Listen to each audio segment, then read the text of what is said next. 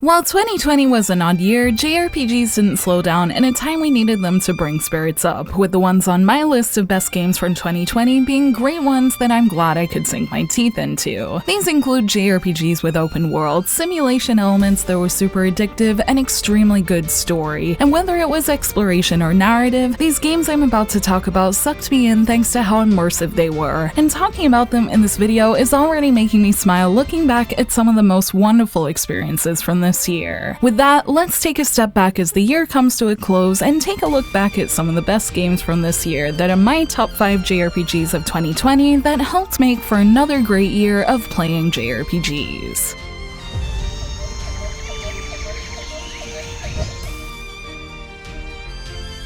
It was obvious from Yakuza Like a Dragon's trailers that it was going to be a lot of fun, but I wasn't prepared for how much of an epic journey it was going to be. When I finished Yakuza 6 a couple of years ago, I managed to get through it in about 20 hours while feeling pretty satisfied and even made it one of my top games of that year. But Like a Dragon is triple the size of that and often forces you to explore its world more thanks to some of its objectives, which with a world full of many quests and mini-games to show different sides of new lovable protagonist, Ichiban somehow manages to be a lot of fun, and with this game also sticking to Yakuza's strength of making multifaceted villains that gives its story many layers, its new take on what Yakuza is as a series really won me over by the end of it. I did still have some ups and downs with its pacing, as it can really have some gaps in the story if you didn't take the time to explore and level up in between things, but I ended up appreciating how it reminded me why things like side quests are so important, and learning more about Ichiban's character in the smaller moments of the story made the big and emotive ones even better, all while giving me a cool library of summons to play with that captured the charm of this game perfectly. It has its imperfections, but its charm and story are well worth it, and I'd recommend it to anyone who thinks its trailers look interesting, as rising from rock bottom in this story was just as amazing as I'd hoped it'd be, and I look forward to whatever turn-based madness comes next when it gets a sequel.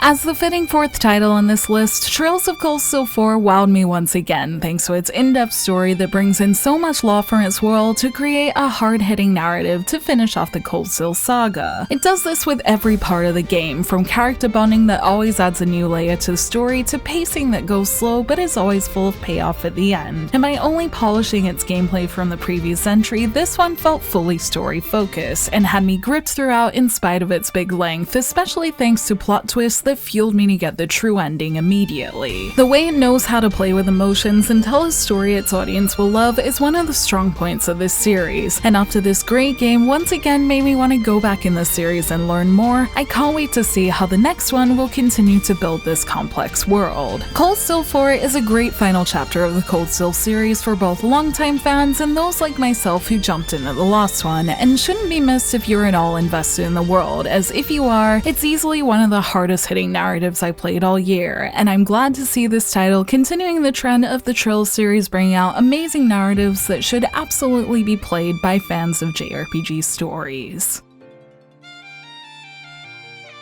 When I think about my experience with the second Xenoblade Chronicles game, it always brings feelings of exploration and wonder, so with that in mind, I had to give Xenoblade Chronicles Definitive Edition a try too, especially since it promised even more content than if I played the original. I'm so glad I did, as not only did I get to learn more about the world of Xenoblade, it was another beautiful journey, with its vast world in both the core game and the new future-connected content bringing back those same feelings that made me adore the second one. It's not just exploring the big world that makes Xenoblade fun though. The original Xenoblade story of Shulk and the mysterious sword the Minato had me gripped at every turn, and with a lovable group of characters like Ryan and Ricky that made everything that little bit more entertaining with all their back and forth banter, it's a journey I'm glad I could play in this new and updated form. For fans who have played the original, it's a great way to play it again with that huge visual update, and for those like myself coming from Xenoblade Chronicles 2, it's a great way to experience Xenoblade's big worlds again. And if you have a Switch, like the second game, I'd say this is a must-play for JRPG fans, with all its many hours of play and characters that are easy to connect with in this fulfilling story experience.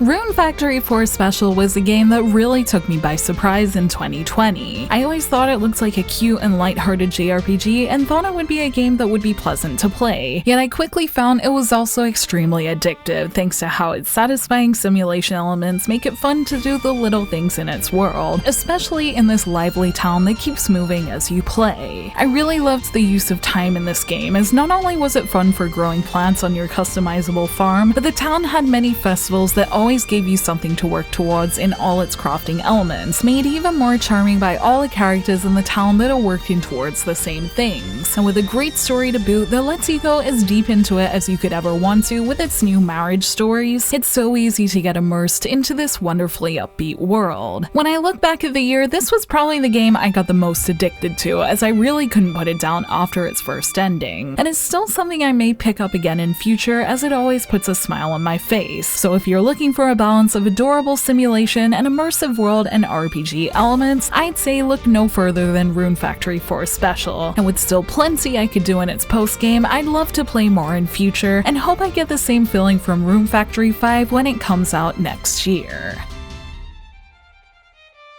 After multiple delays and a large amount of hype thanks to its source material, Final Fantasy VII Remake had a lot to live up to, and yet with a stunning new look and cinematic retelling of the first part of its original story with some new twists, this remake managed to go beyond expectations, and as my first time experiencing the main story of Final Fantasy VII for myself, it was a gorgeous way to see this world I'd heard so much about come to life. While I played through many great narratives and worlds this year, the way this one captured me chapter by chapter is what made Final Fantasy VII Remake my game of the year, with it always knowing how to spice up gameplay moments or make sure that nothing was ever too repetitive, and everything always complemented what was going on perfectly, whether it was its gorgeous music or showing a new part of its world. Everything always felt interesting and never lingered in one place for too long. I also like how it captured a lot of why this game seems to be so iconic. Sephiroth's menacing feeling and Cloud's growth as the story goes on were portrayed so well in the cinematic visuals, and I was happy with how likable the main cast were too, with the way they interacted on the map and in battle, adding good insight to many of their relationships, alongside combat that was easily the best version of Final Fantasy's action-based combat so far, bringing old and new Final Fantasy together in a way that felt smooth and fun to play. It's the first 10 I've given during my time on YouTube for a reason, and I think many JRPG players will agree it was one of the great highlights that came from this year. And if this is the quality we can expect from Square Enix and Final Fantasy going forward, I'd say everything is looking bright for the future of this important JRPG series. Thank you for watching this video. Let me know in the comments below what your top 5 JRPGs for this year are and what your game of the year is, and let me know what you think of my list. You can like and share this video if you enjoyed it, subscribe to my channel for more JRPG content like this, and ring that bell to get notifications on whenever I post so you don't miss a thing. You can check out more videos here, and you can find me on social media on Twitter, Facebook, and Instagram, all at JRPG Jungle. Links to those will be in the description below, and until next time, which might be next year, so hope you have a good rest of the year, and thank you! Bye!